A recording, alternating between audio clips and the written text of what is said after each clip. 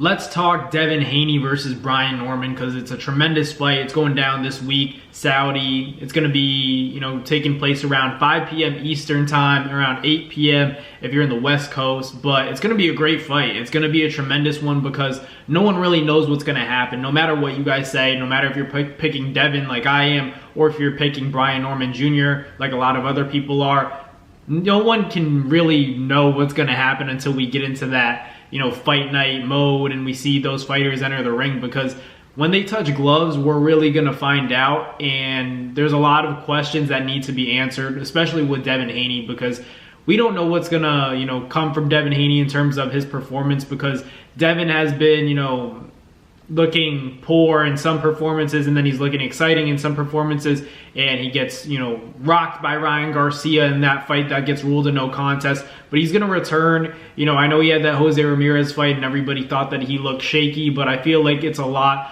of unanswered questions from Devin, because it's all about whether or not, he can take a shot from Brian Norman, because a lot of people are saying, styles make fights, and that Brian Norman will have to land something big, and I think I agree with that. Brian Norman will need to land something big on Devin Haney. I don't know if he can win a decision, even if he genuinely deserved to win a decision. If you have to think about it, it would be hard for Norman to really get the decision from the judges and beat a guy like Devin. I think Norman really has to stop Devin and really put a beating on him and catch him early to get the respect of him, and then kind of scare him for 12 rounds. He's going to be hunting down Devin Haney for most of the fight, as long as it does last. I'm picking Devin, but I think it's a really competitive fight. I think it could go either way.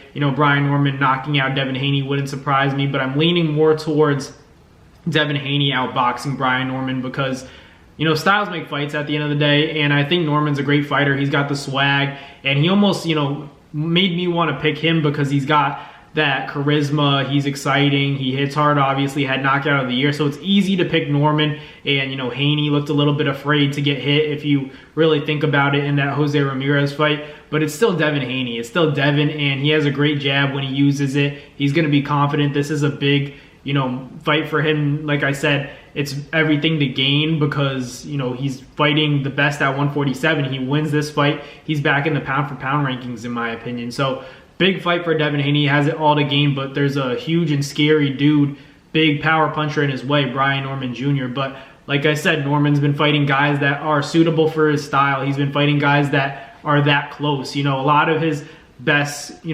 shots, the hook, and, all these uppercuts that he's thrown to knock out various opponents.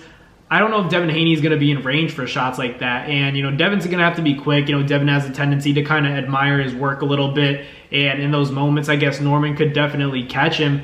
But it's big, a big if. And it's also if Devin Haney's, going to be locked in, if he's focused and he's conditioned enough to move a lot. Because I think that is the game plan. There's no secret in what Devin Haney's going to do. He's not going to try to slug with Brian Norman Jr. Now, don't be shocked if Haney has more power at 147, because he's not depleting himself as much, as he was to make 35 and 40. I've covered numerous Devin Haney fights, and when I see him in person, I'm like, how does this dude make 135? How does this dude make 140? And now that he's up at 47, there's every reason for him to actually have some power. And I always say, some fighters have power, some fighters don't, but precision, timing, placement creates power, and I think that's everything that Devin Haney needs to win this fight, because, like I say, not everybody has power, and I don't think Devin has God-given power where, he's going to knock out somebody with one punch, but I do think he can drop Brian Norman with his speed and placement. Precision is power, so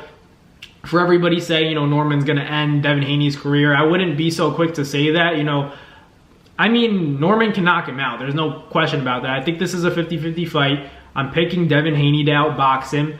But, obviously, Norman can definitely land something big. I just think Devin, he has the experience. He's been taught by the best in the world. You could talk about whoever you want. Andre Ward, Shane Mosley, obviously Floyd Mayweather, and his father and his uncle. So it's just, Devin's been surrounded by greatness, and he's fought, elite fighters, as opposed to Brian Norman, where, yeah, he is world champion at 147. This is his division.